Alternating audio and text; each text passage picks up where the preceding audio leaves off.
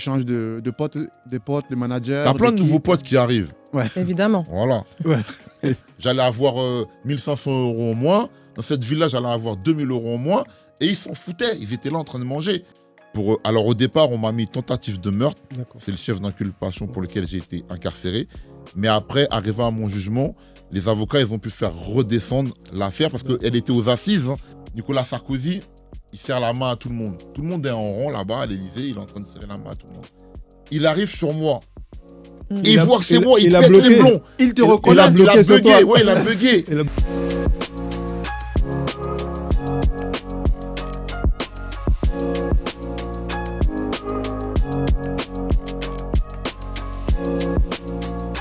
Bonjour et bienvenue dans La Belle Pause. On est de retour, on est là chaque semaine, tout le temps, avec toujours cette équipe, des bonnes personnes, des belles personnes. Et notre invité aujourd'hui, Monsieur Ali B. Montana. Salut Ali. Salut Bonjour, Bertrand, bonjour à vous tous. Bonjour Ali B. Ça fait bizarre que tu m'appelles Bertrand quand même. C'est vrai que je suis plus habitué à t'appeler Bouddha, mais j'ai voulu faire le civilisé là sur le plateau. C'est parce qu'il porte une veste. Ouais. Si j'avais su, je te rappelais Saint-Germain. C'est vrai qu'au téléphone d'habitude, c'est Bouddha. Alors Ali, moi j'ai toujours cette question. Pourquoi tu as pris Ali B. Montana? J'ai tellement répondu à cette question. Ouais. On me l'a tellement posé. En fait, c'est quand j'ai commencé à faire de la musique, en fait, alibi, tout le monde m'appelle déjà alibi à la Courneuve. Pourquoi? Parce que c'est moi qui trouvais les meilleurs alibis pour tout le monde. Tu vois, quand tu rentrais chez toi tard, ouais. Quand tu devais récupérer un courrier de l'école dans ta boîte aux lettres, à chaque fois qu'il fallait dire une excuse, ils demandaient à moi, j'avais toujours les meilleurs. Donc, les meilleurs arguments, en fait. Les meilleurs arguments. Donc, on m'appelait alibi sans la musique. Ouais. Et après, quand j'ai commencé à faire de la musique et j'ai cherché un nom, tout le monde m'a dit, bon, on t'appelle tous alibi. Donc, garde le alibi. Et après, j'ai juste rajouté le Montana, comme j'ai toujours aimé les films de gangsters. Tu vois, tous les films de gangsters de l'époque. J'ai rajouté le Montana, voilà. Mais pourquoi tu n'as pas gardé ton nom, Nickerson Saint-Germain? Tu sais qu'on m'a déjà dit ça plusieurs fois, hein. Même certaines maisons de disques. Ben, j'aurais. Nickerson, ça ressemble à un nom. J'aurais pu, parce qu'on m'a dit, ouais, ça fait artiste et tout. Donc j'aurais pu, c'est vrai que j'aurais pu, mais je t'ai raconté l'histoire, pourquoi je me suis appelé Alibi Montana, et puis après. Par contre, tu vois, pour mon livre, quand j'ai sorti mon premier livre, De la rue à la rime, il y a écrit Nickerson Saint-Germain. Par Alibi Montana. On n'a même pas mis par Alibi Montana. Il y a écrit Nickerson Saint-Germain, tu vois, sur la couverture. Mais est-ce que le fait de changer ton nom, ça ne change pas aussi ta personnalité? Là, tu t'appelles Alibi Montana. C'est un acteur, Alibi Montana, on peut dire, c'est ça? Non, c'est pas un acteur. Non, c'est un rappeur. Et Nickerson, est-ce que quand tu es sur scène, est-ce que quand on t'appelle Nickerson et on t'appelle Alibi, est-ce que pour toi, c'est deux personnes à l'intérieur de toi? Alors, le truc, c'est que c'est différent. Il n'y a pas beaucoup de personnes qui m'appellent Nickerson. Les gens qui m'appellent Nickerson, souvent, ce sont les gens avec qui j'ai grandi à la Courneuve. Donc, on se connaît depuis petit. Donc, ces gens-là, même quand ils me croisent en concert ou dans des événements, ils m'appellent Nickerson. Ouais. Ou la famille, ou les très proches. Voilà. Et sinon, tout le reste du monde m'appelle Alibi. Mais tu sais qu'au début, je pensais que tu étais congolais. Ouais, il y a des gens qui ne savaient pas tout de suite que j'étais haïtien. Donc, on m'a déjà dit ça. On m'a même cru que j'étais Camer. On m'a prêté plusieurs origines. C'est bien. C'est bien. Ali, on va parler un peu de Menace Record. Tu te rappelles? Et comment? Ton premier label. C'est clair. Alors, moi, j'ai cette question. Tu as signé ton premier contrat avec Menace Record, Bayes. Ouais. Combien tu as touché? C'était pas énorme. Hein. À la signature. C'était pas énorme. Franchement, ça volait pas haut. Mais faut voir que quand je signe mon premier contrat avec Bayes, en fait, j'ai été dans un label qui s'appelait Visla Record, qui était un label qui faisait surtout des mixtapes, quelques compiles, qui avait un artiste à l'époque qui s'appelait Esquive, que moi j'accompagnais et tout ça dans les événements. Et moi, quand sur le projet de Visla, je fais un titre solo, Bayes, il entend ce titre. Ça revient dans ses oreilles.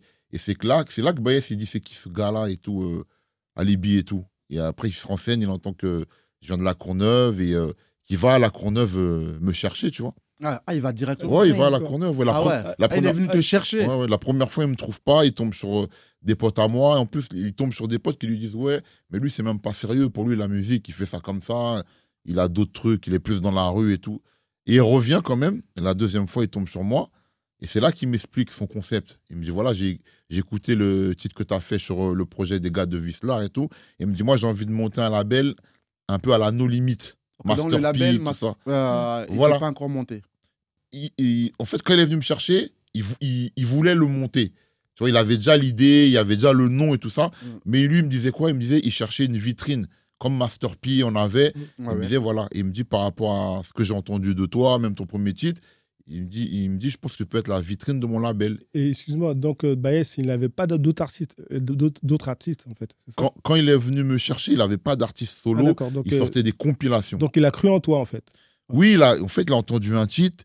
Ça lui a beaucoup parlé, tout ce que je disais dedans. Et puis, il a parlé avec quelques personnes aussi de mon histoire. Et il s'est dit, par rapport à ce qu'il sait de ma vie, je pourrais être une vitrine pour représenter son label. Parce que lui, il voulait un label très, très rue. Comme je t'ai dit, Tu correspondais à ce qu'il recherchait. correspondait à, voilà, lui, il était très no limit, Master P. Il se faisait une idée. Et c'est vrai que la pochette de Menace 2000 ressemble un peu à une des pochettes. À No de Limit, Master P. voilà. Même mon premier projet, le premier EP, T'as ma parole, tu vois, c'est très No Limit. Et dis-moi, qu'est-ce qui t'a motivé de suivre le projet de Baez, en fait? C'est en fait, il m'a convaincu dans sa façon de parler. Il m'a dit voilà et tout, c'est difficile, mais on va faire la route ensemble. Il m'a dit par rapport à ce que tu as vécu, tout ce que tu dis, ça mérite justement que les gens entendent ce genre d'histoire. Et on est tombé d'accord, tu vois. Et juste pour rappeler, tu avais quel âge 17 Non, 18? quand Baez vient me chercher. En 98 Je pense qu'on est dans les 19, tu vois. Ah ouais, tu as commencé tôt. J'ai vu, d'ailleurs, t'as vu une de tes vidéos là. T'avais une vidéo à moi où j'avais 14 ans. 14 ans. Mais à cette époque-là, il n'y avait pas d'histoire de disque. Ouais. Je fais du freestyle, tu vois. Et je rappais sur les instrus américains, tu vois. C'était plus pour du délire. Fun, ouais. Voilà, Bon. c'était ça. Sur des phases B. Sur des phases B. Et en fait, il y a un truc que j'ai constaté, il nous a tourné comme un politicien. On a demandé combien il a gagné. Il a tourné à rond. Il a pas tiré. C'est secret ou quoi? Ouais, mais c'était insignifiant à cette époque-là. Non, ça, je peux le dire, c'était pas beaucoup. Je pense que le premier contrat avec Menace Record, avec Baez, ça devait tourner aux alentours de peut-être de 7 000 € dans ces eaux-là, tu vois. Ah ouais. Ah d'accord, Ouais. c'est quand même conséquent. Hein. Ouais. Ça pour un dépend, début. ça dépend ce qu'on entend par conséquent, tu vois. Pour un label indépendant. Mais on va dire que peut-être que pour un label indépendant à l'époque et qui investit sur un premier artiste comme ça, on va dire que, surtout pour l'époque, Ouais. on va dire que oui, c'était pas mal, quoi. Et combien de Ouais. temps a duré ton histoire chez Menace avec Alors, Menace j'ai fait, on va dire en tout, j'ai fait 2 albums solo. J'ai fait l'album avec L.I.M, 3, 4, donc plus le premier EP. Bon, je pense que j'ai dû rester chez Menace, je pense, entre 6 et 7 ans, tu vois. Ah, Ok. d'accord. Ok, Excuse-moi, d'accord. donc tu avais signé avec lui avant d'être incarcéré ou... Alors, bon, j'avais eu des histoires par le passé, des histoires de D'accord. la Courneuve. Ok. Il n'y avait pas d'histoire de musique où j'avais fait un petit tour là-bas. Ensuite, j'ai signé à Menace et le projet est sorti, donc T'as ma parole.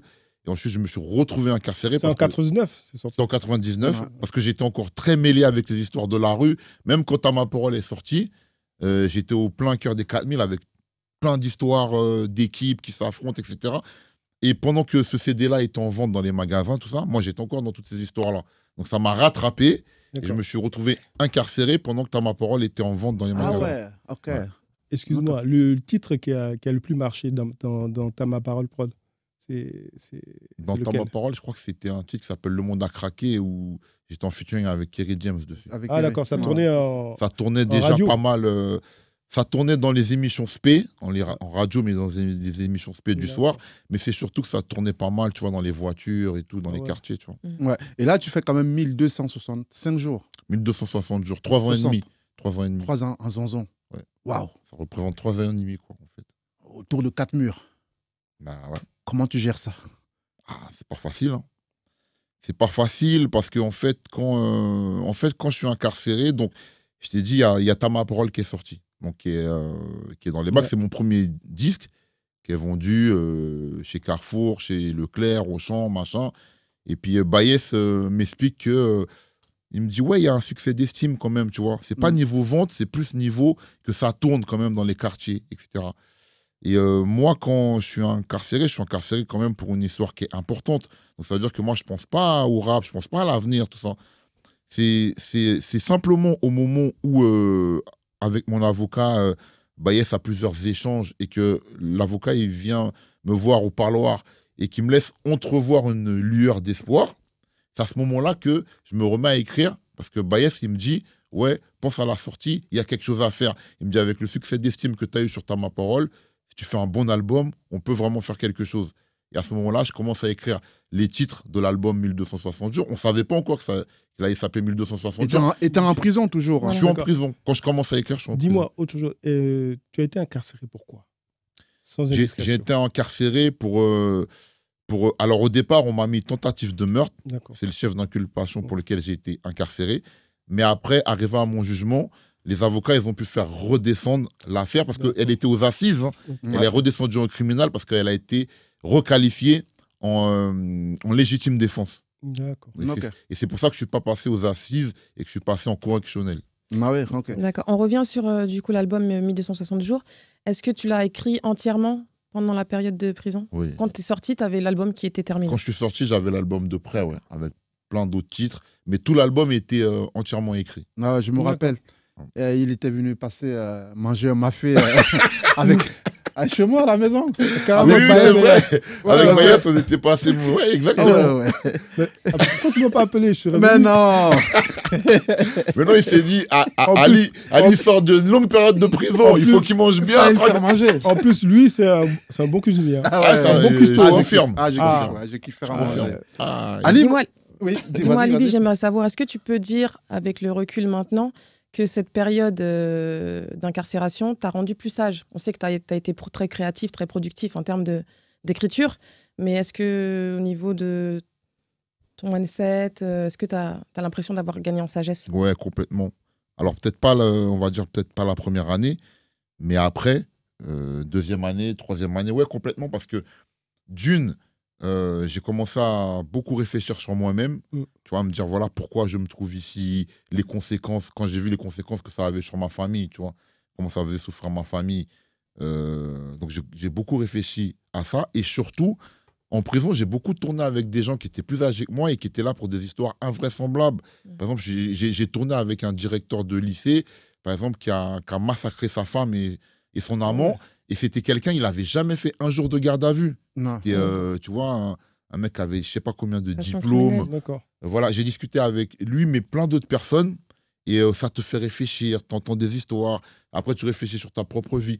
Et je pense que oui, ça m'a ramené, comme tu le disais tout à l'heure, pas mal de sagesse et une nouvelle façon de réfléchir et de voir la vie. Ok. D'accord, Merci Ali. merci. On revient tout de suite. On fait une petite pause avec ABF Studio.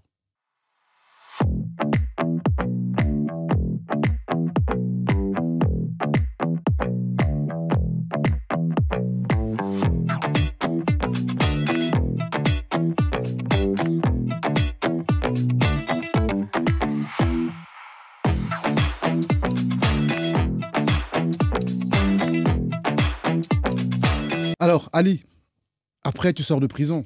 Ouais. Tu repars chez Menace avec Baez. Oui, bah, je suis toujours en contrat là-bas. Et quelques années après, tu signes chez Because. Oui, bah, pas tout de suite. Déjà, on sort l'album 1260 jours. Ouais. Parce que si je signe chez Because, c'est aussi grâce à ça, 1260 jours. Quand je sors de prison, comment ça se passe? Je sors. Baez me dit comment ça se passe niveau écriture. J'ai dit j'ai tout l'album de près fini. Et j'ai aussi d'autres titres encore que j'ai écrits parce que j'ai tellement écrit là-bas, j'avais que ça à faire. Tu faisais que ça. Je faisais que ça. Du sport, écrire. Écrire. Manger, sport, écrire, le courrier. C'est pas beau la voilà. prison, mais Les parloirs faut aussi. pas y aller. hein. Les gens qui venaient me voir. Et Non, donc- mais par rapport aux autres détenus, toi, tu avais vraiment Il avait un projet. J'avais quelque chose quoi d'autre. Hein. Oui, il avait un Oui, il, moi- il avait un À projet. partir du je pense. moment où je me suis mis en mode, je vais enregistrer un album Ouais. dehors. Ouais. Oui, là, je me suis mis en mode, mais au départ, la première année, c'est pas ça. La Ouais. première année, j'étais comme tous les autres, en train de faire de la muscu, jouer au foot, manger, Tu vois, voilà, tu fais que ça en prison, tu vois. Mais est-ce que les incarcérés te connaissaient un petit peu ou pas du tout? Tu avais déjà une petite renommée ou pas? Pas énorme, pas énorme. D'accord. Il y a quelques personnes que dans leur cité avaient des sons qu'on avait tournés et puis après qu'on découvert que c'était moi, mais c'était pas la folie, quoi. Tu vois. D'accord. Et Ok. dis-moi, les détenus, ils t'inspiraient? Ouais, bien sûr. Des histoires des gens, je te dis, tellement t'entends des histoires folles là-bas Ouais. que c'est obligé que ça t'inspire. Tu vois, t'entends des gens, je suis tombé sur des mecs qui ont massacré toute leur famille, des gens qui ont tué leurs enfants. Alors, il y a plein de gens qui mettent à part, genre des violeurs, des pédophiles, des gens comme ça qui ont massacré toute leur famille.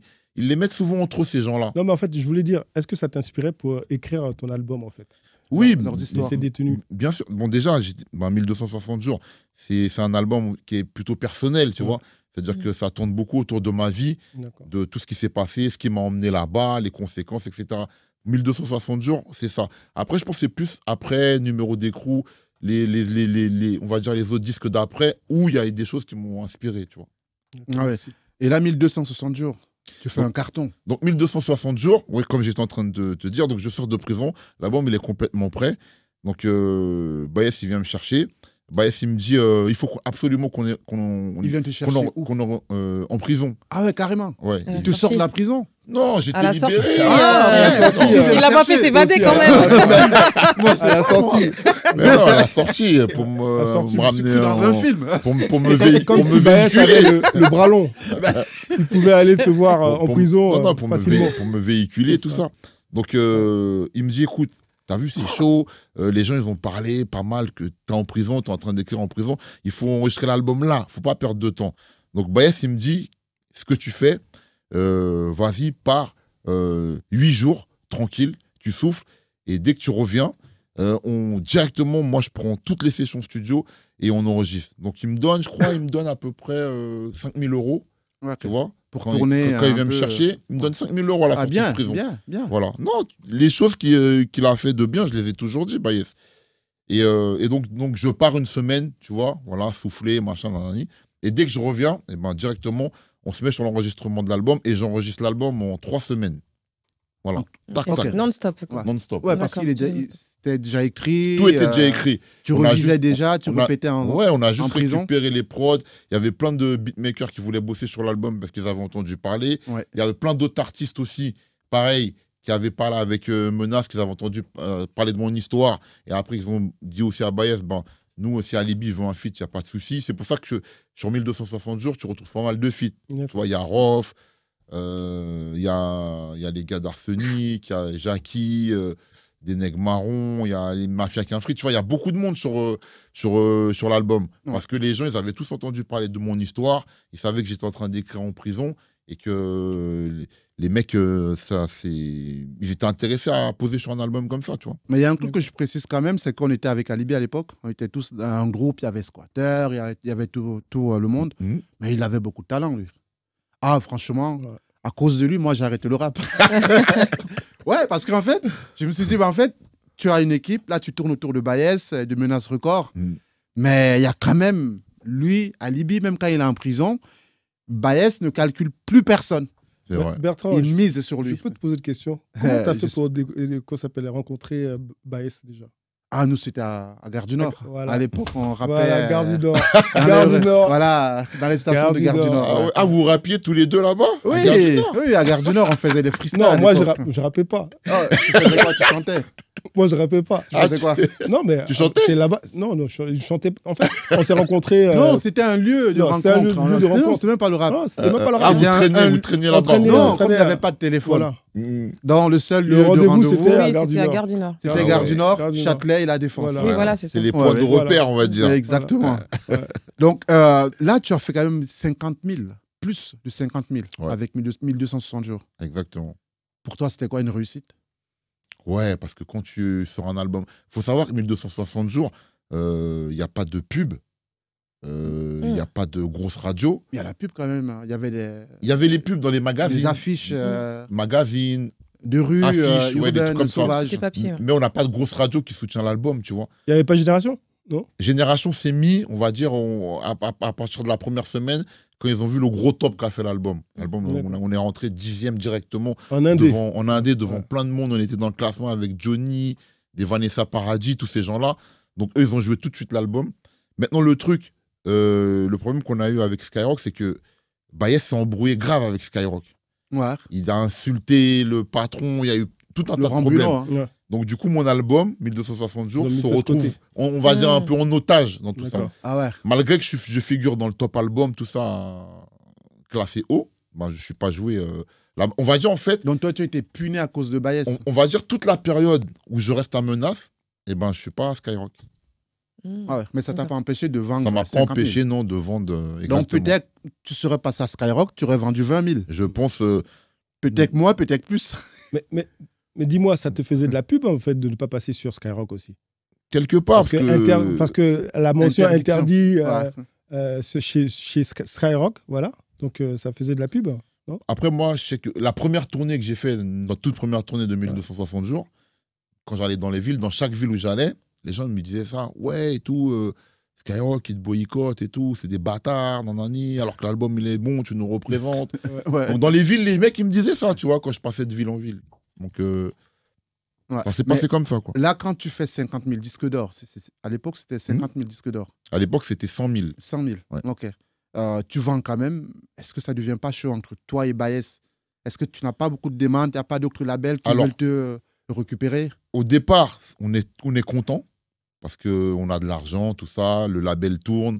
En plus, on commence à sortir des compiles. Après, c'est à ce moment-là aussi que Baez commence à sortir d'autres personnes, comme ça, en solo, tu vois. Mm. Il sort des artistes par-ci, par-là, même s'il y en a plein, ils ont fait qu'un seul. Mais ça fonctionne comme ça. On est content et tout.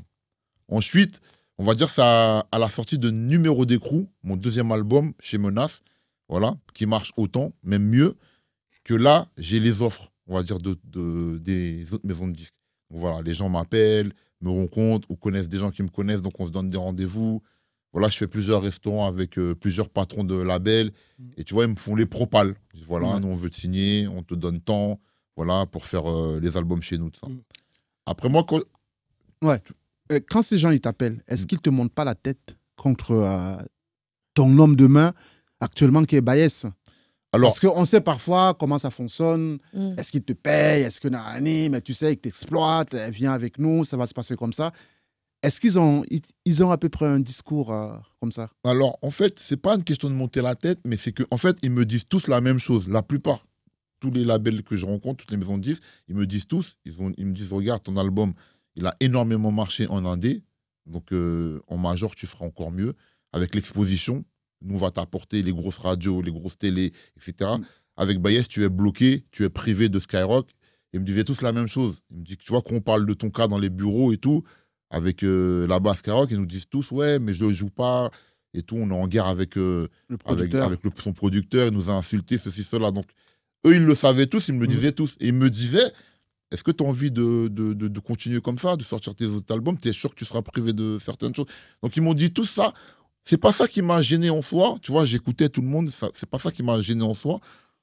C'est plus, moi, j'ai dit directement à Baez, on se cachait pas grand-chose. en plus, Est-ce à que tu l'époque. voulais partir, toi? Pas vraiment. Pas vraiment. Tu voulais rester avec Baez? J'aurais pu. Honnêtement, pourquoi j'aurais pu. Parce que, franchement, je gagnais bien. Tu vois, Il y avait un bon feeling il y avait entre un vous bon deux, il y avait une feeling. famille. Voilà, on était bien, on faisait pas mal de choses ensemble, même hors musique. Et, au niveau des taux, franchement, j'étais très bien. Quand tu vas en indé et tout ça, et que tu as des bons taux. Et en plus, c'est physique, c'est sorti de caisse. C'est pas comme aujourd'hui, le digital, le streaming. Je sais pas combien de streaming, ça représente pas beaucoup. Quand c'est sorti de caisse, c'est solide. Par exemple, un CD, bim, c'est 15 €, tu vois. Ouais. Et si, par exemple, quand dans les 15 €, tu as 7 €, c'est quelque chose. C'est Avec Baez, moi, c'était des deals comme ça que j'avais, tu vois. Ouais. Donc voilà, donc j'étais vraiment très très bien. Donc, Et c'est là, pour ça tu, que- Mais- oui. Et là, tu choisis quand même un des labels. alors, qui est- alors, je choisis pas tout de suite un des labels. Moi, je dis à Baez toutes les propositions que j'ai, tous les contrats. Je dis voilà, je parle de tout le monde, voilà, Sony, Universal, machin, Because, tout ce qu'il y avait. Je lui dis voilà, j'ai les offres sur la table. Il me propose de signer, de les rejoindre. Mais je lui dis, je suis pas obligé de partir. Dis-moi un truc, ils sont venus te contacter directement Mais pas passé par Baez, non? Non, personne n'est passé par Baez. Ah oui, Mais- alors, Est-ce Comment que c'est ça- normal ça? Voilà. Qu'il ne passe pas par un producteur Par le producteur. avec c'est qui toi pas tu as normal, une ça. signature, tu as un contrat avec un prod, il passe par toi. C'est pas un coup de Dé- bâtard déjà- ça, déjà- sérieusement. déjà, Sérieux, c'est un Ali. fait marquant, ça. Entre hein. nous, c'est pas un coup de bâtard ça. Après, je sais pas si c'est un coup de. Tu sais, après, tu sais, les gens des maisons de disques, surtout, tu sais, on sait que c'est les mêmes profils qui les dirigent. C'est souvent des gens en plus, ils étaient là-bas depuis des années. Tu sais, ils ont plein de gros artistes avec lesquels ils ont bossé, des gros artistes de variété, de ceci, de cela. Donc, peut-être eux, dans leur imaginaire, ils se disent, ouais, et tout, Menace Record et tout ça, c'est un petit label, machin. Peut-être qu'ils n'avaient pas envie de discuter avec Baez. Et surtout qu'ils étaient très bien renseignés aussi. Ils savaient aussi que mon contrat, il arrivait à terme, tu vois. En termes, Ils savaient, Ok. ils savaient que j'avais fait numéro d'écrou pour Menace Mais comment il savait tout ça? et que je devais pas. Tu sais, ces petits, ce milieu-là. En plus, Oui. ces gens-là, ils ont tellement de pouvoir, ils connaissent tous les éditeurs, toutes les régies presse, ils savent, t'inquiète pas. Moi, quand ils m'ont appelé, il y a plein d'informations, c'est pas moi qui leur a donné. Ils savaient déjà que après numéro d'écrou, j'étais libre, tu vois. Ouais. Donc, ils le savaient, ça. Donc ils se sont dit, on n'est pas obligé De passer d'appeler par, Baez.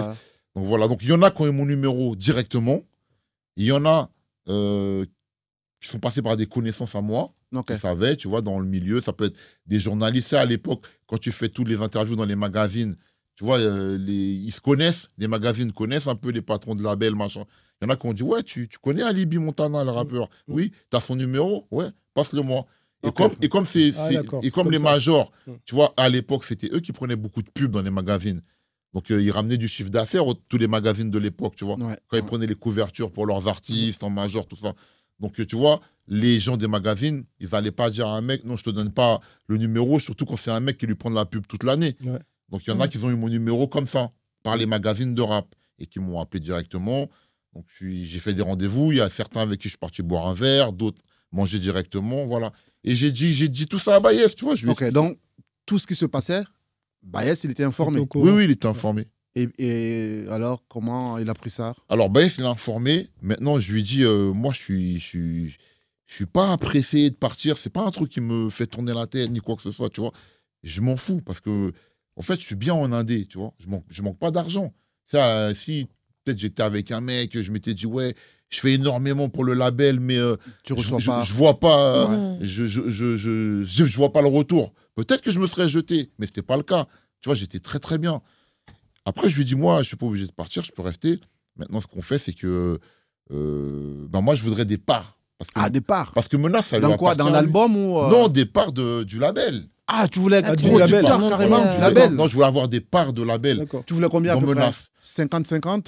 Non, j'allais pas lui demander 50-50 quand même. Mais je sais pas, à l'époque, j'ai dû demander, je sais pas, peut-être sur 100%, peut-être j'ai dû demander peut-être 30, 35, je sais plus, dans ces eaux-là. Mais dans ce cas-là, ça veut dire que le label, il serait à lui et il serait à moi, Ouais. à hauteur de, on va dire, Des- peut-être des- 30. Donc, en fait, départ. tu y croyais à son label, en fait. Tu savais Bien qu'il y sûr. avait... Mais c'est- pas envie de J'étais partir. j'étais l'acteur principal du Bien label. sûr. Ouais. Je voyais les ventes que je faisais et je voyais combien ça rapportait. Ouais. Donc j'étais bien placé pour y croire. Je savais ce que Baez gagnait et moi aussi.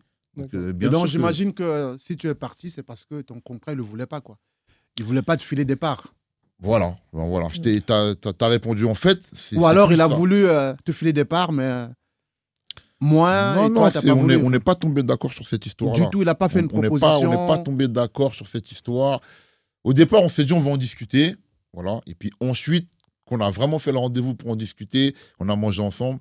Et puis là, ça s'est pas fait du tout. Et Donc, c'est le ça point qui de explique rupture, mon c'était départ. là, en fait. Ouais, voilà. Ouais, voilà. c'était à ce niveau-là. À ce moment-là, je suis parti. Mais alors, pourquoi tu es parti? Pourquoi tu n'as pas créé ton propre label alors comme Baez? Parce qu'à cette époque-là, je pense pas que j'ai ça dans la tête. Tu vois, moi, je suis sur une vague d'artistes Ouais. avec un album qui marche, des projets qui marchent. Je pars en tournée. Tu sais, donc, à ce moment-là, je pense pas à me dire, ouais, je vais créer un label. Tu vois, je suis plus en train de vivre mon histoire artistique. Ok. Et au moment où tu signes avec Because, quelle est la réaction de Baez? Il prend ça bien, il prend ça mal, il alors, t'appelle, il te dit au bon début, courage. au début, on s'est pas vu. Et puis après, par la suite, non, il l'a pas bien pris du tout, tu vois. Donc là, à l'instantané, quand tu signes le contrat, rupture. On peut dire ça, ouais. Il t'a pas appelé pour te dire, bon, petit frère, félicitations. Non, non, Bonne non. continuation. Non, non, pas du tout. Et toi, tu l'as appelé? Non, non, je ne l'ai pas appelé parce que on était, on va dire, en froid. Ok. Ouais. Dis-moi, Ouais. je peux poser une question. Dis-moi, quel était ton cachet chez Because? Ton premier L'argent. cachet. Combien t'as Bah, Ah, pris? tu veux dire pour. Ton premier cachet de Un signature. peu comme À la signature. Ouais, parce À qu'à la la signature. signature, Ouais, il te donne c'est vrai qu'il te Ouais. donne un chèque. Ouais. Voilà, on va dire un chèque d'avance à la signature. Alors, c'était une belle somme. C'était une belle Moi, j'aime somme. ça, moi, quand il parle Mais, comme ça. mais je pense qu'au jour d'aujourd'hui, c'est plus important. Je pense les chèques à la signature de maintenant, je pense que c'est plus important. Mais c'était une très belle somme. C'était mieux que menace. Oui, à la signature, évidemment. Mais pourquoi tu ne veux major. pas dire? Il veut pas, il veut pas. Pourquoi tu veux pas Parce dire? qu'on est en France, on est dans un pays où tu as des gens qui sont immunisés et d'autres pas. Ouais. Moi, D'accord. je suis un profil d'artiste, tu vas dire, qui n'est pas immunisé. Donc voilà. Et justement, avec ce cachet, est-ce que tu as pu réaliser des projets importants autres que la musique? Oui, ben, bien sûr. Déjà, on a pu faire plaisir à la famille, plaisir soi-même, faire des choses. Je suis même reparti après en Haïti, parce que je suis originaire d'Haïti. Ah, bien. Faire des choses là-bas, tout ça. Construire, etc. Donc voilà. Donc oui, ça a permis pas mal de choses. Ton premier projet, après avoir reçu ce cachet, c'était quoi? Premier projet, tu veux dire concret, tu vois Que tu as mis en place. Peut-être que tu as fait plaisir à maman, à papa, à tes potes, à toi-même. Oui, bien sûr, à la famille. Après, à l'époque, qu'est-ce que j'ai fait? Je crois que j'ai changé de voiture. Ah, Après, Oui, je suis c'est ça. parti en Haïti ouais. pour construire, tu vois, pour faire l'acquisition de terrain, de choses comme ça, tu vois. Ah, je me rappelle à l'époque, tu avais une 4x4. Quand tu passais dans la ville de Paris, tout le monde te reconnaissait. Une grosse Touareg. Ouais, On savait que tu c'était vois, Alibi à qui Saint-Ouen. passe. Est-ce qu'on ouais, peut dire que c'est un peu ça, la plus grosse folie que tu fait avec un cachet, acheter une voiture un peu, Est-ce que un c'est gros une folie? gamos tu sais, Bon, pour, je sais pas pas pour si dire c'est que t'as la une grosse folie, tête, vraiment, mais ça, pour hein. dire que voilà, t'as reçu Je un sais bon pas cachet. je sais pas si c'est vraiment une folie. Je pense que c'est plus le fait, voilà, tu reçois un cachet, tu sais que tu as un délai avant de commencer le travail, c'est-à-dire avant de rentrer en studio travailler, donc tu te fais un peu plaisir. C'est-à-dire, voilà, tu achètes ça, voilà, tu bouges en voyage un peu. Moi, j'ai fait un peu des choses comme ça avant de me remettre sur le truc, parce qu'il te donne un cachet, mais après, il faut faire le Faut boulot. travailler. Ouais. Il faut aller au studio, Pour faut aller rembourser. au studio bosser. Non, il faut enregistrer déjà l'album. Ouais. Bien sûr. Donc, du coup, je pense que moi, je suis plus parti me détendre un peu, tout ça. Pour te Et voilà, préparer. moi, je sais pas si c'est vraiment des folies, tu vois. J'ai jamais vu ça en termes de folie, quoi, tu vois. Excuse-moi, Roger, quand tu signes chez Because, tu reçois un cachet, ta vie elle change. Est-ce que ta vie elle change même vis-à-vis de ton entourage, de tes potes, des mecs du quartier? Est-ce que tu restes le même alibi à leurs yeux? Alors, pour moi, c'est ce que j'ai toujours voulu, mais par rapport aux gens, non, tu restes pas le même parce que c'est humain, c'est comme ça. Il y a des gens qui sont contents pour toi, mais d'autres qui le sont pas. Il y a des gens qui disent même pourquoi lui. Tu vois, il y a plein de trucs comme ça. Et ouais, les choses, elles changent autour de toi, que tu le veuilles ou pas. Ouais, tu changes de potes, des potes, de managers. T'as plein de d'équipes. nouveaux potes qui arrivent. Évidemment. Voilà. Ouais. Après, niveau management aussi, c'est vrai. Ouais, tu changes. Ça a changé. J'étais avec un autre staff niveau management. C'est des gens qui sont là aussi pour trouver d'autres deals. Et puis après, aussi à l'époque, après, avec le premier album, on a le single avec Jams qui marche énormément. Ouais. Et donc, ce qui est vraiment joué partout, celui-là. Et ça amène beaucoup de deals. Et les managers avec qui je taffe à l'époque, eh ben, ils font fructifier ça. Donc, ça veut dire que eux, oui, ils dealent des choses, tu vois, des pubs, des machins, des choses autour de ça que je faisais pas avant. Que Tu t'avais vois, pas quand t'étais chez Menace. que j'avais pas. Mais il y a Et quand même excuse-moi, il y a quand même ce mauvais deal dans le clip avec Jams. On entend sa voix, on la voit pas. Mais Elle est où? c'est pas un mauvais deal. Le problème, c'est que quand j'enregistre le morceau, quand on est au studio, tout va bien, machin, on fait le son. Après, quand c'était l'heure de faire le clip, Jams, elle a commencé à avoir des soucis personnels, tu vois, Ok. des gros soucis. Et le jour où moi, j'étais en train de tourner le clip, elle pouvait pas. Je peux pas expliquer là où elle était, Ouais. Oui, mais on elle rappelle. était dans un endroit. Elle devait venir au tournage. Elle aurait dû être là au tournage. Elle était convoquée ou Oui, bien sûr, bien sûr. Mais la semaine du tournage, il lui est arrivé le problème là. Ok. Qui fait que le jour du tournage, de toute façon, elle aurait rien pu faire. Ok. C'était pas un Elle deal était par dans un rapport. endroit. Non, C'était pas un deal par rapport à la signature du contrat. On signe un rien du contrat tout. pour le Ça studio. devait se faire. Elle était indisponible, C'est c'est juste tout. qu'elle a eu un problème personnel important que je peux pas expliquer les choses comme ça Bien sûr. Ouais. ici. Et voilà. Et quand tu signes là-bas, est-ce que tu prends la grosse tête? Moi, je pense que j'ai jamais pris la grosse tête. Ouais, Parce que ça n'a jamais été mon truc. Maintenant, Est-ce que, ça, les je autres... peux le confirmer ici. Est-ce que les autres disent de toi que tu as pris la grosse tête? bah, des gens le disaient, mais c'est pour ça que je te dis que l'entourage, il change autour de toi, que tu le veuilles ou pas. Ouais. Parce qu'il y avait des gens qui m'accusaient de ça, alors que moi, je pense que c'est quelque chose que j'ai jamais fait. Mais tu peux pas comprendre pourquoi les gens te disent ça. Tu vois, même des gens qui te connaissent, avec qui tu as grandi, ils te disent ça. Alors que je suis quelqu'un, j'ai même eu des problèmes par rapport à ça. Parce que tu vois, quand je fais ma tournée, tu sais, j'emmène un tas de gens avec moi, des gens qui Oui, sont je même me pas rappelle. conviés. Ouais. J'ai même des T'as problèmes. tourné en France, tout ça? Ouais, Ma oui. tournée en France, ouais. qui est passée par Belgique, Suisse, tout Ouais. ça. Les mecs, même, ils cassent même des trucs dans les chambres d'hôtel. Ils mangent des trucs qui ne sont pas réservés pour eux. Et j'ai même des gens comme ça qui me disent j'ai pris la grosse tête. Donc c'est Oui, pour ça que. mais je me rappelle justement une histoire. On était chez Génération. Et là, tu faisais la promotion de l'album. Et il y avait ton équipe qui devait être là. Mm. Ils sont arrivés en retard. Et il y avait William qui était le manager, je crois.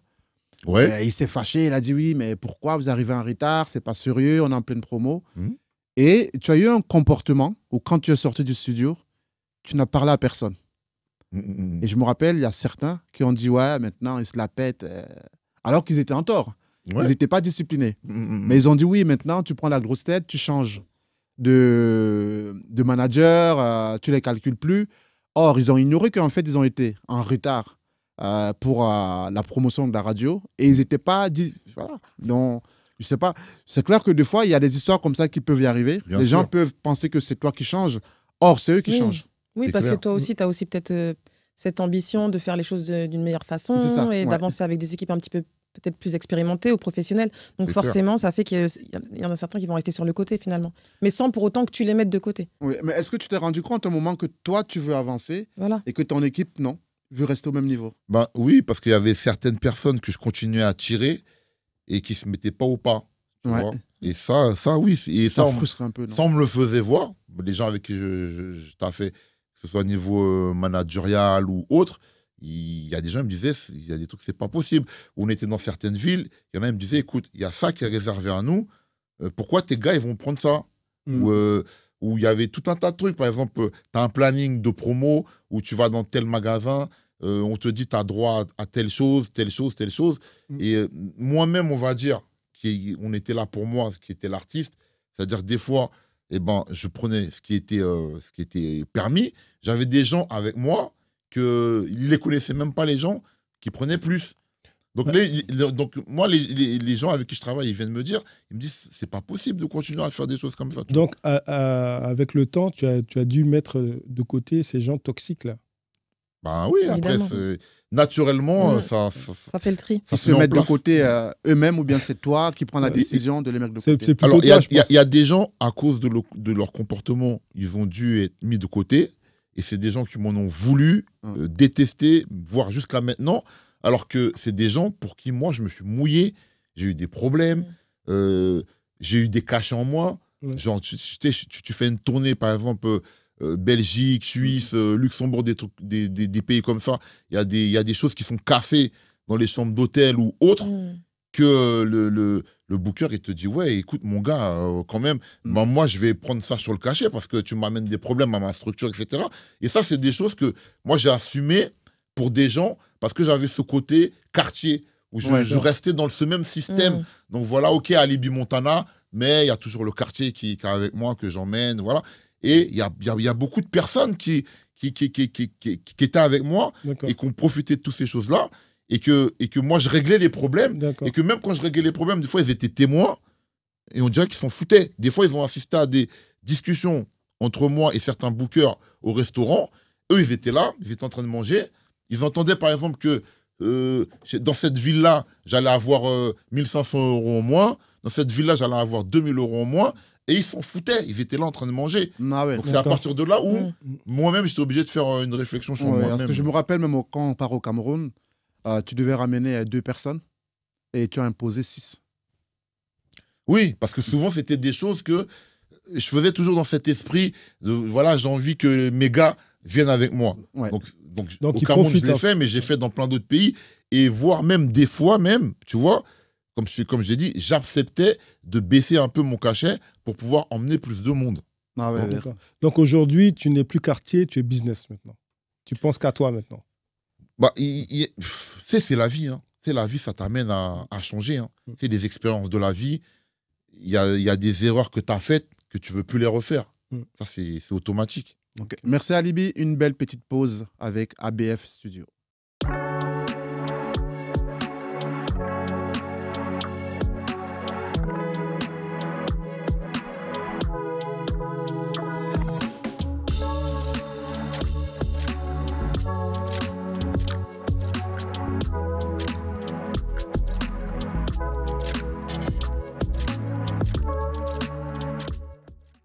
Alibi, dis-nous, toi qui as un petit peu connu l'expérience du label indépendant et de la major, selon toi, est-ce qu'il est nécessaire maintenant d'avoir un label? Et est-ce qu'il est préférable d'être dans un label indépendant ou dans une major? Tout dépend de ta situation. Tu vois, tu as beaucoup d'artistes aujourd'hui, très reconnus, qui se mettent en indé. Ils font leur label et ils sont en indé. Parce qu'ils ont un nom suffisant pour vendre et les ventes qu'ils vont faire, et ben, ça va leur générer des revenus supérieurs à ce qu'ils auraient s'ils restaient en major. Parce que la major, elle te met des abattements, tu vois, qui sont élevés quand même, tu vois, quand ils récupèrent. Donc c'est pour ça que je dis, ça dépend où t'en es. Maintenant, si tu as un jeune artiste, voilà, tu as un nom à faire, ceci, cela, et que tu as la possibilité de signer, parce qu'eux, ils vont te donner de l'exposition, c'est-à-dire qu'ils vont te permettre d'être médiatisé, etc. Moi, je dirais oui, bien sûr, tu as intérêt, parce que c'est quoi qui est important pour un artiste? C'est de faire un nom. Ouais. C'est ton nom qui va te faire gagner de l'argent vraiment après. Parce que ton nom, il va des devenir une marque. opportunités. Voilà, il va devenir une marque et il va te donner plusieurs opportunités, même hors de la musique. Donc voilà, un jeune artiste, tu as intérêt à ça. Mais maintenant, un artiste où tu vends déjà un certain nombre de disques, où tu as déjà pas mal de connexions et de relations, je dirais au jour d'aujourd'hui, dans l'ère où on est, tout ça, du digital, t'es plus obligé. C'est pas obligatoire. Ouais. D'accord. Et dis-moi, tu es toujours en contact avec Baes, ton ancien producteur de Menace Record. Et quels souvenirs tu en gardes, tout ça, voilà. Aussi. Alors, comme je vous disais tout à l'heure, moi et Baes, on est restés de longues années en froid, où on ne s'est pas parlé. Et là, ces derniers mois, on a repris contact. On arrive maintenant à dialoguer assez régulièrement et tout. Ouais. On s'est même vu. Et on va se revoir aussi prochainement. Et on a pu mettre pas mal de choses à plat. Pour Menace Record, le renouveau, la renaissance. Je sais pas, mais en tout cas, déjà en tant qu'homme, on se revoit, on rediscute, on parle de pas mal de choses. Menace Record, c'est un catalogue important, juste au jour d'aujourd'hui. Donc voilà, on est en train de... Dis-moi dire qu'il y a une réconciliation. On peut dire ça, ouais. Dis-moi, Baes, il a produit L.I.M. Alors, Baes a produit 2 albums d'Eliem et moi, des albums communs. Voilà. Ok. Ali, là, tu as fait quand même, ça fait 30 ans que tu es dans la musique. Il y a des choses que tu as fait de bon. Ben, j'espère bien. J'espère bien qu'il y a des choses que j'ai fait de bon. Et les choses que tu as fait de mauvais. Automatiquement, ça arrive. Après, on est des humains, on peut se tromper. Après, j'avais pas l'expérience que j'ai maintenant aussi. Alors, c'est facile, là. Je vais te dire oui et tout. Il y a plein de choses que j'aurais fait autrement. Mais aussi parce que j'ai vu tellement de choses, j'ai fait tellement de choses, j'ai acquis des connaissances que j'avais pas. Donc, bien sûr, si j'avais pu avoir les connaissances de maintenant à l'époque, oui, c'est clair que j'aurais fait des choses meilleures, on va dire, en tout. Aussi bien dans les deals que dans la façon de négocier les choses, même dans les projets en eux-mêmes, tu vois. Mais après, tu fais les choses par rapport aux connaissances que tu as dans l'instant T, tu vois. Et puis, moi, à la période, il y avait plein de choses aussi que j'ignorais. Donc, il y a des trucs que j'ai pas pu bien dealer, bien négocier, tu vois. Et donc, aujourd'hui, en fait, si tu referais certaines choses, tu serais beaucoup plus amélioré dans le côté deal. Ah, largement. Si j'aurais été le alibi de maintenant, là, c'est-à-dire avec, on va dire, les connaissances de maintenant sur tout un tas de choses au niveau de la musique, mais tous les aspects hors musique que tu peux tirer aussi. Les codes et tout. Laisse tomber, j'aurais explosé, j'aurais explosé les choses de fou. Moi, partout où je pars, là, dans la région parisienne, dès que je dis alibi, tout le monde te connaît jusqu'à présent. C'est quoi le secret? Je crois que c'est la constance. C'est ça. Tu sais, il n'y a pas longtemps, je discute avec des collègues à moi, tu vois, même certains qui ont été disques d'or aussi. Et ils me disent, ouais, Ali, on n'a plus de plan. Comment? Voilà, on n'a plus de plan. On ne peut plus jouer, on n'a plus de showcase, on n'a pas de plan aussi hors musique et tout ça. Non. Et je discutais avec eux. Certains même sont passés à mon bureau là-bas pour parler de ça. Et ils me disaient, ouais, qu'est-ce qu'il faut faire? Et je leur disais, les gars, c'est la constance. J'ai dit, si tu n'as pas de constance, comment tu veux que quelqu'un pense à toi? Même si à une période de ta vie, tu as été disque d'or. Ouais. Pourquoi tu veux que, par exemple, un mec qui fait un film, il t'appelle toi? Il te voit plus nulle part, il n'entend plus parler de toi, tu n'as plus d'actualité, tu n'as rien du tout. Même si tu as été disque d'or en je ne sais pas quelle année, comment tu veux que lui toucher sa conscience? Mais si le mec, il voit ton featuring là, même si c'est avec un jeune artiste, avec une chanteuse, comme je vais être avec ma chanteuse Rina et plein d'autres, il voit que dans telle ville, tu fais telle chose, que tu es parrain de plusieurs événements dans plusieurs villes de France, et tous ces gens-là, ils vont le relayer, ça. Aujourd'hui, avec les réseaux sociaux, les gens, ils relaient tout. Tu sais, quand tu es à Bordeaux, tu es à Lyon, tu es à Béziers, tu es à Lille, les gens qui sont là-bas, quand tu es dans leur ville, ils vont relayer ce que tu fais chez eux. En plus, quand tu arrives en province comme ça, il n'y a pas énormément de choses qui se passent dans la ville. C'est-à-dire que quand il se passe quelque chose, c'est un gros événement. Donc, ils en parlent tous. Ils ont tous des amis qui les suivent. Donc, ils relaient. Et les gens qui sont sur des projets, ils tombent des fois sur des choses que tu fais. Les mecs, ils se disent, ah ouais, vas-y, j'ai un film là, vas-y, je vais penser à lui pour un rôle dans mon film. J'ai un événement où je veux un parrain, vas-y, je vais penser à lui pour être... Mais pourquoi? Mais c'est parce qu'il te voit. Mais justement, tu parles de constance, mais on parle quand même d'une carrière de 30 ans. Les réseaux sociaux, on va dire, ça fait on va dire Instagram, TikTok, ça, voilà. Donc la constance, tu l'as mise en lumière comment? Parce que tu faisais tes concerts, mais quelle était la stratégie de communication avant les réseaux sociaux? La constance, c'est ça. C'est avant les réseaux sociaux, j'ai toujours fait énormément de featuring.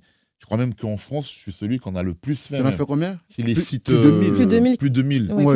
En fait, c'était ta stratégie. De communication. C'était ça, en fait. C'était le fait de faire toujours... Je crois que malgré moi, ça a été une stratégie. Parce que pourquoi? Parce que, je sais pas, je suis passé dans tellement d'endroits, et c'est des endroits où ces propres personnes-là, ils font ma pub. Ouais. Parce que c'est des... Tu sais, par exemple, je vais aller à Colmar, je vais avoir un titre avec le groupe de Colmar, ils vont le faire circuler dans tout Colmar et les alentours de Colmar, tout ça. Et ce genre de choses, je l'ai fait dans tellement de villes en France. Et on était parti dans un village une fois, Belleville. Parti dans tellement de... J'ai même eu des... cinéastes, là. Avec Hakim, comment il s'appelait? J'ai oublié son nom, je crois. Sama. Nabil. Nabil Sama. Exactement. J'ai fait tellement de choses. Vous savez, les gars, il y a certaines villes en France qui me remettent la médaille de la ville. Super, parce qu'en fait, dans cette ville-là, j'ai fait ça, j'ai fait tel truc avec tel groupe, ça a généré tel événement, ça a drainé telle activité dans la ville. Il y a plusieurs villes qui m'ont remis la médaille de la ville. Justement, par rapport aux villes, on voit que tu es très proche des politiques. Alors, proche des politiques, c'est un grand mot. Moi, je ne fais pas de politique. Mais on va dire que le fait d'être actif dans beaucoup de villes par rapport soit aux artistes, soit aux associations pour lesquelles je fais des parrainages, je suis amené à rencontrer des politiques parce que les politiques, ils viennent dans ces événements-là, tu vois. Ça veut dire soit le maire, l'adjoint, l'élu de la culture. Donc, tous ces gens-là, c'est des gens que je rencontre, ou même qu'on me remet la médaille de la ville, je les rencontre, etc. J'échange avec eux, machin. C'est eux qui viennent à toi ou bien c'est toi qui demandes à les rencontrer? Ils viennent parce qu'il y a l'événement dans leur ville. Okay. Et ils veulent la Libye Montana. Non, mais un politique, c'est quoi un politique? Il avait besoin de se faire voir, un politique. Ouais. S'il y a un événement dans sa ville, c'est important pour lui d'être là. Ouais, il a besoin de visibilité. Il veut se faire réélire, il veut machin. Voilà. Capitale sympathie. Il faut que les habitants de sa ville voient qu'il est là, tu vois, quand il y a des événements. Donc c'est pour ça qu'ils sont là. Et quel type d'association tu défends? Franchement, il y a énormément d'associations différentes. Il y a des associations qui aident les orphelins. Il y en a des fois, c'est parce qu'ils font des maraudes pour les SDF. Il y en a qui font pour pouvoir faire partir des enfants en vacances, mais qui n'ont pas la possibilité. Franchement, je fais des choses pour énormément d'associations différentes. Je reçois les demandes, je regarde en fonction. Je discute avec les différents président d'Assos, et à partir du moment où on tombe d'accord sur la période, sur ce que moi je devrais faire, Et banco, c'est parti. Ali, D'accord. Ali, comment il va ton pote? Lequel? Tu en as beaucoup? J'ai quand même plusieurs. Nico. Même si j'en ai Nicolas Sarkozy. J'ai entendu qu'il avait un bracelet maintenant. Ah, il voulait te rejoindre. J'ai entendu qu'il peut pas sortir aux heures qu'il veut. Mais moi, j'ai une question. Ouais. Avec lui, tu as un procès avec lui? J'avais eu. Tu avais eu? Ouais. Tu gagnes combien? Tu t'en sors avec combien? Franchement, honnêtement, pas grand-chose. Pas grand-chose. Non, c'est remboursement des frais d'avocat. Mais penser que ça va être à l'américaine, tu vas avoir un chèque de je sais pas quoi. Non, en tout cas, en France, c'est pas ça. Tu n'as pas eu un docteur qui t'a fait les certificats traumatisme? C'est quel? En France, c'est pas ça. Et je pense qu'en plus, quand c'est avec des politiques, parce que moi, j'ai des collègues qui ont eu des soucis comme ça et il n'y a jamais personne qui m'a dit j'ai été indemnisé. Tu vois, la plupart des rappeurs que je connais qui ont eu des procès comme moi, au mieux, c'est remboursement de frais d'avocat. Ok, mais c'était quoi le souci avec Nico? C'était Nicolas Sarkozy. des cheats qui lui plaisaient pas, qu'il avait attaqué. À l'époque aussi, quand il était parti à la Courneuve, l'histoire du Karcher, etc. En plus, je me rappelle, à cette époque, j'étais en tournée. Quand les gens m'ont appelé à la Courneuve en me disant « Ouais, il est venu, il a dit ça, etc. » Il a vraiment manqué de respect à nos familles. Donc, ça m'a inspiré le titre « Bienvenue à la Courneuve Sarkozy ». Quand le titre est sorti, lui, il a attaqué le titre parce qu'il voulait que le titre n'existe plus, le faire retirer, même casser les CD où il y avait le titre, etc. Donc, je me suis retrouvé en procès avec lui. Par rapport à ça, au départ, la presse, elle parlait grave de ça quand j'étais attaqué, tout ça, Quand il y a eu le jugement et que c'est moi qui a gagné le jugement, ils ont fait des toutes petites lignes comme ça. Bien sûr, dire, tu vois. évidemment. Mais à l'époque, il y avait beaucoup de jeunes qui n'aimaient pas trop Nicolas Sarkozy, mais aujourd'hui, après le recul, il y a beaucoup de jeunes qui apprécient Nicolas Sarkozy. Hein. Tu sais, avec les années, il y a beaucoup de choses qui évoluent. Hein. Tu vois, des fois, il y a des gens, on va dire des fois, le temps fait son œuvre. Des fois, il y a des gens que tu n'aimes pas à une certaine période, et puis 10 ans après, tu les trouves géniales, ou ceci, cela. Même un artiste, des fois, on n'aime pas des fois son album qui vient de sortir, et 10 ans après, on dit son album était génial. Ouais. Tu vois. Donc et toi, par rapport à lui, aujourd'hui, comment tu le considères? Tu l'apprécies plus? Moi, par rapport aux conseils qu'il donne? Je vais te raconter une anecdote sur Nicolas Sarkozy. Tu sais, moi, je suis parrain aussi d'une association qui s'appelle Cœur d'Haïti, pour lequel, tu vois, j'œuvre depuis plusieurs années maintenant. Et chaque année, il y a un événement pour avoir des fonds pour cette association. Parce qu'avec ça, ils achètent du matériel médical, scolaire, soutien aussi pour les orphelins quand il y a eu la catastrophe en Haïti. Et par rapport à ça, à l'Élysée, sous Nicolas Sarkozy, il y avait eu une journée des associations. Donc, ils ont fait venir plein d'associations qui œuvrent comme ça, dont Cœur d'Haïti. Et moi, eux, ils ne savaient pas que j'étais le parrain de l'association. Donc, le président de l'association dit il y aura tant de personnes qui vont venir et tout par rapport à l'association Cœur d'Haïti. Donc, moi, je viens. Je pense qu'eux, ils n'ont pas fait directement la relation à se dire ouais et tout, Saint-Germain-Nickerson, Salibi Montana, parce que je donne mon vrai nom par rapport au listing de l'association. Ouais. Et donc, du coup, je suis à l'Élysée, dans la salle où il reçoit toutes les associations. Et écoute, Nicolas Sarkozy, il serre la main à tout le monde. Tout le monde est en rond là-bas à l'Élysée, il est en train de serrer la main à tout le monde. Il arrive sur moi. Et il voit que c'est moi, il pète les plombs. Il te reconnaît. Il a bugué. Ouais, il a bugué. Il a bloqué sur toi. Il fait là, je suis là. Et tu sais qu'est-ce qu'il fait quand il arrive sur moi? Il me saute et il me serre pas la main. Ah ouais, carrément. Il me serre pas la main.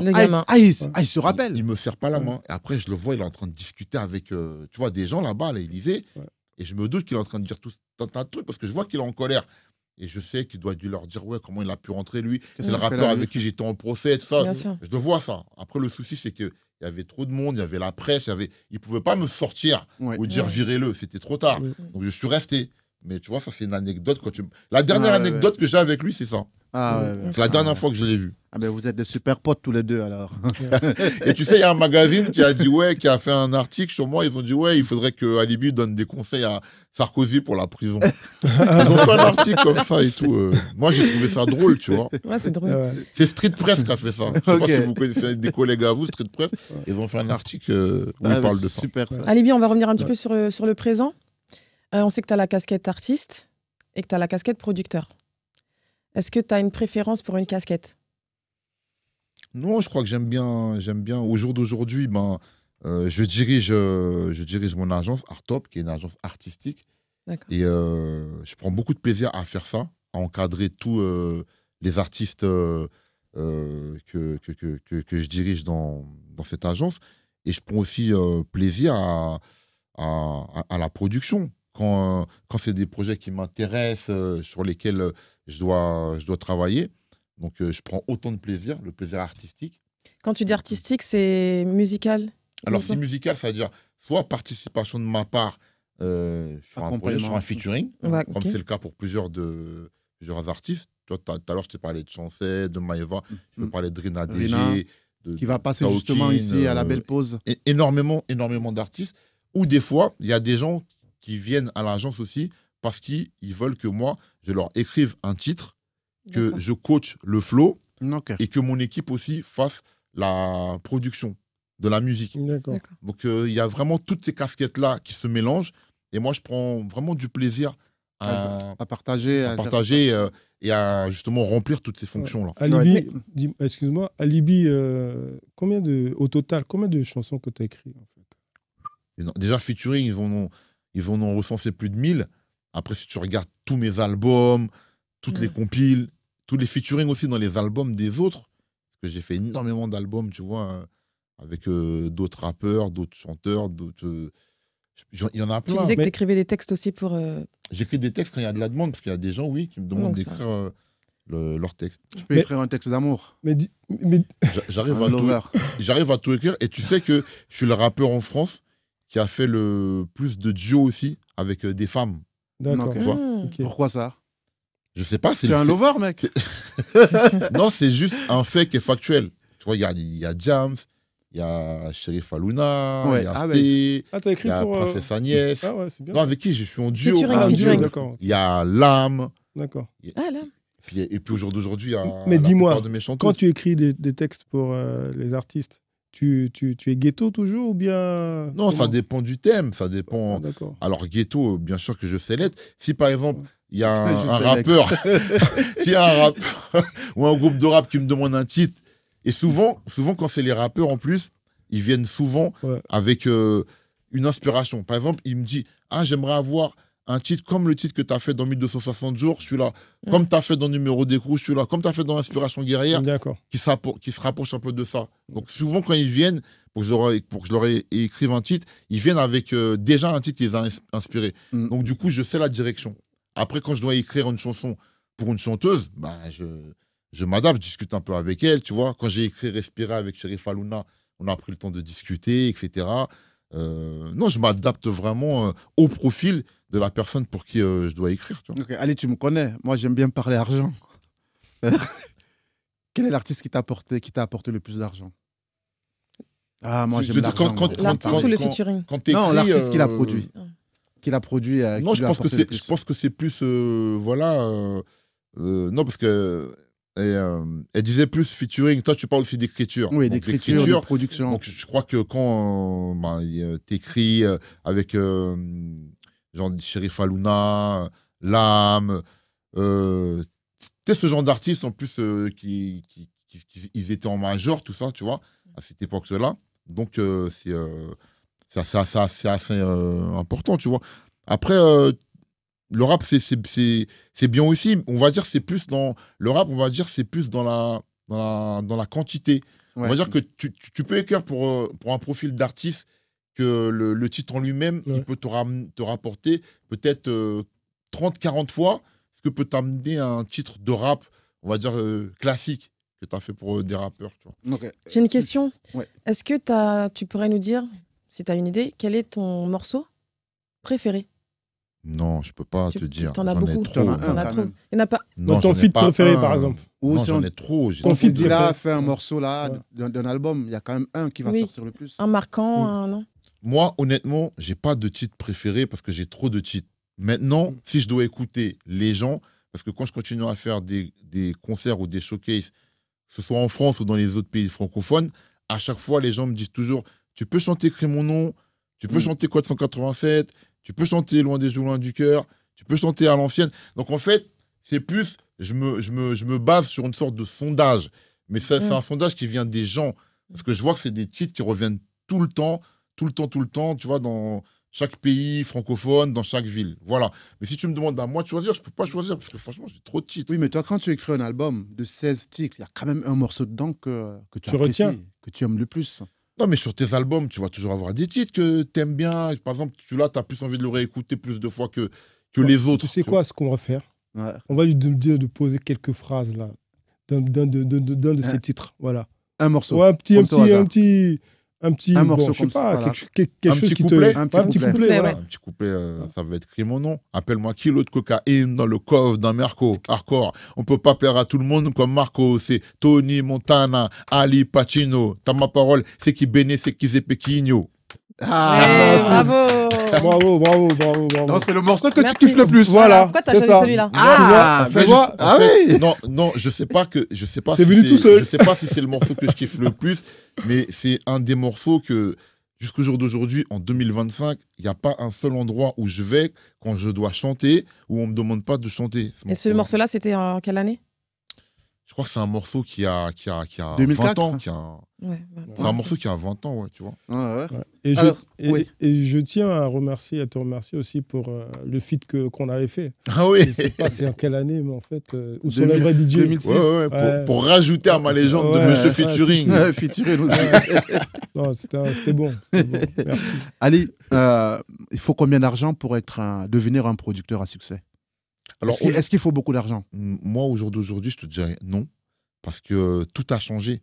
Tu vois, maintenant, ça passe beaucoup par le digital, même au niveau des studios. À l'époque, tu vois, moi, quand j'enregistrais genre mes premiers albums, tu vois, c'était très important d'aller dans les studios, machin, nanani. Tu vois, les heures, Ouais, ça c'est coûtait vrai. assez cher, etc. Et Alors que Maintenant, c'est les homes. ce qui a changé maintenant, c'est que, tu vois, dans chaque ville, tu as des home studios où tu as des mecs qui arrivent à faire prise, mixage, mastering. C'est pour Seul, à la maison, tout seul, il enregistre. Bon, seul, il y en a qui sont capables de le faire. Mais Roger, mais- tu l'avais fait ça à l'époque. Ah ben, c'est ce que je fais. J'ai fait Où sont les vrais DJ. Ouais, Il avait est enregistré. venu dans mon home studio. On a... Composé, prise de Voilà. voix, mixage, Mixage. bon, mastering. déjà, ça c'était il y a quoi? Il y a 15 ans. Ouais. Il y a 15 ans. Donc déjà, c'était il y a 15 ans. Donc t'imagines en 2025, le nombre de personnes qui font ce qu'il fait et en plus qui l'ont perfectionné avec les plugs, les logiciels de maintenant. Non, Oui. c'est Mais, Ali, ça coûte plus cher je suis maintenant. d'accord, mais est-ce que ça marche? Ah, ça, c'est un autre problème. Voilà. Là, tu es en train de me demander, est-ce que ça coûte cher de produire un single, ensuite de pouvoir À le succès. mettre sur les plateformes? À succès. Non, mais Ça il faut coûte pas cher. le titre Maintenant- aussi. Ouais, mais Maintenant, voilà, le il faut le succès. titre Maintenant, qui le marche. succès, ça engendre aussi de la communication. C'est-à-dire qu'au jour d'aujourd'hui, c'est pour ça que, des fois, j'explique aux artistes que c'est bien d'être talentueux, de faire de la bonne musique, mais ça suffit pas. Au jour d'aujourd'hui, enfin, avant, le talent, c'était ça qui était mis en avant. Moi, à l'époque, j'ai signé en maison de 10 grâce à mon talent. Au jour d'aujourd'hui, le talent ne suffit plus. Ça veut dire que pour vendre, pour streamer, les gens, ils ont besoin d'avoir l'impression que tu es important. C'est-à-dire que les gamins, ils n'écoutent pas ta musique s'ils ne sentent pas que tu es important. S'ils Et ne font pour pas que- des likes, ils n'écoutent pas. Et s'ils ne sentent pas que tu es important, ils ne t'écoutent pas. Pour sentir que tu es important, il faut qu'ils voient sur son Instagram, qu'ils voient qu'aujourd'hui, vendredi, je suis chez ABF Studio en train de faire le studio avec Bouddha, Bachal, Mademoiselle. Il faut qu'ils voient que, par exemple, demain soir, je suis en concert dans tel endroit. Là, je fais ça. Et là, ils vont écouter ta musique. C'est C'est-à-dire vrai, que c'est vrai. C'est beaucoup avant, d'images. avant d'écouter ta musique, ils ont besoin de voir que tu fais beaucoup de choses. Mais je Ils veux n'ont pas besoin C'est en de... ça que ça a changé. Ils n'ont pas besoin de voir le nombre de vues, le nombre de likes. Il y en a Si, qui si. se basent aussi sur ça, mais ça fait partie, je vais dire, de la même stratégie. C'est-à-dire qu'ils vont regarder si des gens t'appellent, si tu fais des choses, ou si tu fais rien. Mais si tu fais rien, ils vont pas t'écouter du tout. Et ils regardent aussi ça, bien sûr. Ouais, c'est vrai que, tu vois, à l'époque, quand on balançait un son, on écoutait un son, on l'écoutait du début à la fin. Et maintenant, aujourd'hui, On même écoute pas le 5 teaser. secondes, 5 secondes, après on zappe. Ouais, mais aussi les gens, maintenant, ils font leur playlist. Cinq- Tu sais, c'est pas tout le monde qui achète un album en entier. Ouais, oui. Le mec, il va acheter ce titre-là de tel album, ce titre-là, et il va faire lui-même sa compile sur son portable. Tu vois? Oui. Ça, j'ai une question. Est-ce que tu dirais justement par rapport à ça, on va dire au mode de consommation de la musique, on va dire, et d'achat aussi, est-ce que tu penses que c'est plus difficile de réussir en tant qu'artiste dans l'industrie musicale, aujourd'hui, avec la consommation des jeunes d'aujourd'hui, contrairement à il y a 20 ans? Je pense pas que c'est plus difficile de réussir, je pense que c'est plus difficile de durer. D'accord. Au jour d'aujourd'hui, il y a combien de personnes qui explosent comme ça d'un coup? Moi, j'en ai vu plein ces dernières années. Mais après, tu sais pas où ils sont. Tu sais pas ce qu'ils sont devenus. Et ils ont eu un single qui a fonctionné. Des fois, ceux qui ont de la chance, un album qui a fonctionné. Et puis après, tu les vois plus du tout. Mais ça, c'est quoi ça? Le manque de travail, je manque te de dis, discipline. c'est pour ça que je te dis qu'au jour d'aujourd'hui, c'est pas plus dur d'arriver à se faire connaître. C'est plus dur de tenir sur la durée. Voilà. Et qu'est-ce qu'il faut pour tenir dans la durée, en fait? Je crois que c'est le travail. Je crois que c'est le travail, la façon dont tu non vas défendre ton art, la constance que tu vas y mettre aussi. Si, je sais pas moi, tu sors un projet, tu le défends, je sais pas moi, 2-3 mois, et puis après, tu fais plus rien du tout pendant 6 mois, pendant 1 an, comment tu veux fédérer des gens? Et tu penses pas aussi qu'il faut une bonne équipe aussi autour de soi-même? Oui, Voilà, ça fait partie de la pour bien production, avancer. hein. Mais bien ça sûr. va de soi. Et c'est là où moi je parle de l'argent, parce que pour avoir une équipe, il te faut un manager, Ouais. un attaché de presse, une communication sur les réseaux sociaux, et on sait comment, pour sponsoriser, sur Facebook, ça coûte de l'argent, Instagram, ça coûte de l'argent, LinkedIn, alors lui, j'en parle même pas. Mais Il faut beaucoup d'argent pour être... tout ce que tu dis là, c'est tout à fait exact. C'est pour ça que tout à l'heure, quand tu me disais, ouais, Ali, combien d'argent il faut maintenant pour produire? C'est pas la production en elle-même qui coûte cher, c'est tout ce que tu viens d'énumérer. Au jour d'aujourd'hui, tu peux plus faire de musique sans argent par rapport à tout ce qu'il y a autour. Parce qu'à partir du moment où ton œuvre est là, tu dois la faire vivre. Comme tu dis, tu as besoin d'avoir une équipe, c'est-à-dire qui va te trouver des plans, qui va faire en sorte que Dans la communication, tu puisses tout aller ça. le défendre. Ouais. Il faut pouvoir venir en médias. Il y a tout un tas de choses extérieures à l'œuvre en elle-même. Et les gens qui n'ont pas ça, je suis d'accord avec toi, ils ne peuvent pas y arriver aujourd'hui parce qu'en plus, tu as vu le nombre d'offres qu'il y a. C'est-à-dire qu'au jour d'aujourd'hui, on est devenu comme aux États-Unis, où tous les jours, tu as des choses qui sortent. Tous les jours. En fait, il y a trop d'artistes, en fait. Voilà, tous les jours, ça envoie. Ouais. Je te rappelle, à l'époque, c'était pas comme ça. Ouais. Quand on sortait des albums, par exemple, on Il y en avait attendait. très peu. Ah, il y a l'album de lui qui va sortir. Le Quelle jeudi. date? Ah, j'attends. Il y a Ouais. l'album. Au jour d'aujourd'hui, tu as 1000 trucs qui sortent tous les jours. Donc, si toi, tu n'as pas une équipe derrière qui va justement te permettre de te mettre en lumière, comment tu vas sortir ta tête de l'eau dans tout ça, là, dans tout Dans la ce masse. marasme, cette masse d'artistes? Il faut de l'argent. Mais c'est Parce que pour obligatoire. avoir un attaché de Au jour presse, il faut le payer. d'aujourd'hui, tu ne peux pas faire de la musique sans argent si tu veux avoir un résultat. Ouais. Tu ne peux pas. Ah ouais. C'est impossible. Ah ouais, je suis parfaitement d'accord. Alors, Ali, bientôt on a fini. En tout cas, c'était très enrichissant. Ah ouais, tu sais qu'ils m'attendent à la cigale, là. Oui, oui, là, il va à la cigale, là, tout de suite. Quelques questions encore. Tes futurs projets?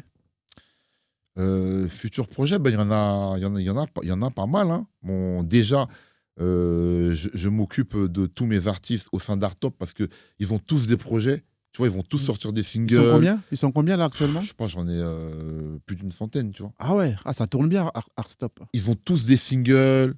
Qui dit single, dit clip. Ensuite, dit la promo de ces projets-là. Donc, j'ai tout ça à m'occuper, bien sûr. Et tu les fais tourner aussi. Ça arrive. Alors, moi, je ne suis pas un tourneur. Maintenant, ce que je fais, c'est que, on va dire que je fais bénéficier de mes connexions, des plans aussi que j'ai, alors aux gens qui travaillent avec moi, quand je peux. Alors, je ne peux pas le faire tout le temps pour tout le monde, parce qu'en plus, on est beaucoup.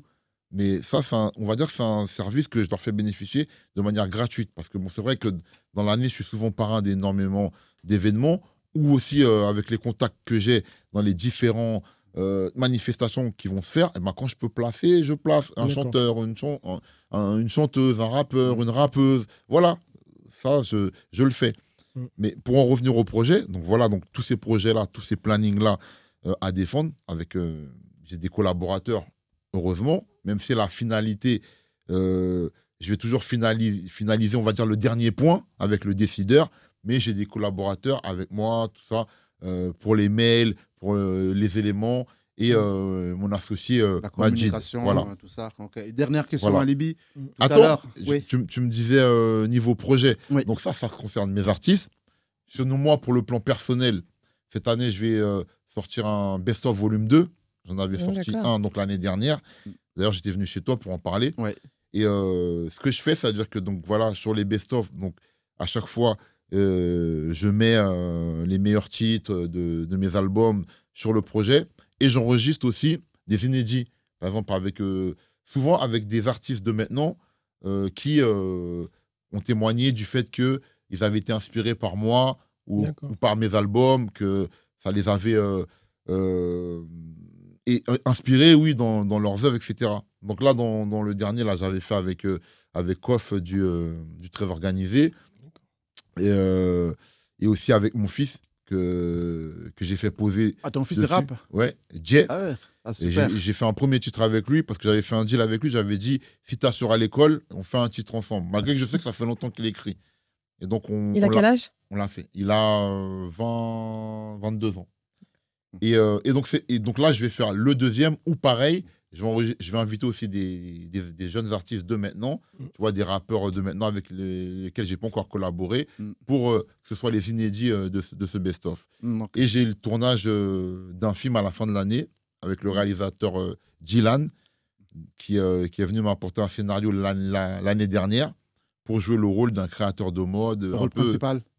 Le rôle principal, ouais. Un peu une sorte de Black Lagerfeld, tu vois. Ouais. Donc, je bosse sur ce rôle depuis déjà 5-6 mois, tu vois. C'est bien, ça. Alors, Saint-Germain Carson, on voit que tu es très proche des politiques. Est-ce que tu as les ambitions d'être conseiller, maire, ambition politique? Honnêtement, non. J'ai pas de... Personne, on est là entre nous. Non, franchement. Personne ne nous entend. Franchement, j'ai pas. Moi, quand je te dis, je côtoie les politiques, c'est souvent parce que les politiques viennent dans les événements, tu vois. Et à ce moment-là, je vais les voir parce que si, par exemple, je joue dans une ville et par exemple, il y a des premières parties, ce sont des artistes de la ville, où je suis parrain d'un événement fait par une association de la ville et que ça représente, je sais pas moi, les mères célibataires, les jeunes ados ou que sais-je encore. Et ben, le maire ou l'élu, et ben, il vient parce que c'est sa ville. Et les gens, tu sais, ils ont envie de se faire réélire. Hein. Donc, c'est normal qu'ils veulent montrer qu'ils sont présents pour que leurs habitants se rendent compte qu'eux, ils sont présents, qu'ils veulent que la ville elle bouge, qu'ils veulent qu'il y ait des événements dans leur ville. Et c'est moi, c'est à ces occasions-là que je rencontre les politiques, que ce soit les maires ou les élus. Mais j'ai pas plus d'ambition que ça. Dis-moi, sur la Courneuve, mais tu peux être élu à la culture parce que c'est ta ville et puis tu as fait beaucoup de choses. Non, mais il dit qu'il n'a pas d'ambition. On va le rappeler ici quand il va pour gérer sa campagne. Ça, c'est vrai. Mais par contre, j'ai eu plusieurs fois les clés de la ville remises par le maire. Merci, Alibi. Merci. Petit à petit, il nous dit les choses. Tu sais qu'on te remet le quai de la ville. Le maire te remet le quai de la ville et tu es devant un pupitre et tu dois faire un discours pour tout le monde. Donc, pour l'instant, ça s'arrête à là, mon côté politique. Voilà. Pour l'instant. On va gérer la campagne.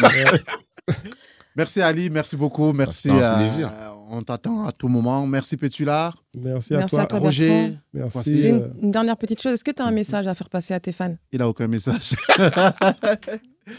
Non, le message, c'est je suis toujours content de pouvoir avancer sur des nouveaux projets, aussi bien personnels que pour mes artistes ou des projets où on est plusieurs. Et voilà, continuez à suivre. De toute façon, toutes mes actualités sont tout le temps sur tous mes réseaux sociaux. Donc, je mets toujours tout ce qui va se passer en personnel et aussi au sein d'Artop, tout ce qui se passe là-bas, quoi. Voilà. Merci beaucoup. C'était un plaisir. Merci à vous trois. Merci. C'est la belle pause. À la prochaine.